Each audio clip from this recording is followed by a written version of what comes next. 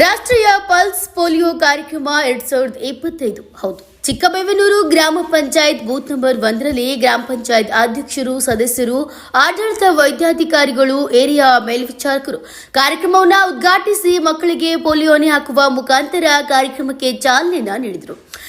ಪ್ರಾಥಮಿಕ ಆರೋಗ್ಯ ಕೇಂದ್ರ ಚಿಕ್ಕಬೇವನೂರದ ಆಡಳಿತ ವೈದ್ಯಾಧಿಕಾರಿಗಳಾದ ಪ್ರಶಾಂತ್ ದುಮ್ಮಗೊಂಡ ಅವರು ಮಾತನಾಡಿ, ಈಗಾಗಲೇ ಪೋಲಿಯೋ ಮುಕ್ತ ಭಾರತ ಆಗಿದೆ. ಪಕ್ಕದ ರಾಷ್ಟ್ರಗಳಲ್ಲಿ ಇನ್ನೂ ಪೋಲಿಯೋ ಕಾಯಿಲೆ ಇರೋದ್ರಿಂದ ನಮ್ಮ ದೇಶದಲ್ಲಿ ಪೋಲಿಯೋ ಪ್ರಕರಣಗಳು ಕಂಡು ಬರಬಾರದು ಎಂಬ ದೂರದೃಷ್ಟಿಯಿಂದ ಮತ್ತೆ 5 ವರ್ಷದ ಎಲ್ಲ ಮಕ್ಕಳಿಗೂ ಪೋಲಿಯೋ ಹನಿ ಹಾಕಿಸಿ ಪೋಲಿಯೋ ಮುಕ್ತ ಚಿಕ್ಕಬೇವನೂರಿಂದ ಪೋಲಿಯೋ ಮುಕ್ತ ಭಾರತ ಮುಂದುವರಿಸೋಣ ಅಂತ ಹೇಳಿದರು.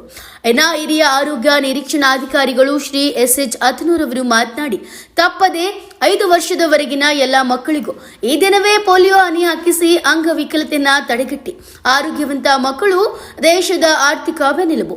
ಪೋಲಿಯೋ ಮುಕ್ತ ಸದೃಢ ಭಾರತವನ್ನ ಮುಂದುವರಿಸೋಣ ಅಂತ ತಿಳಿಸಿದರು.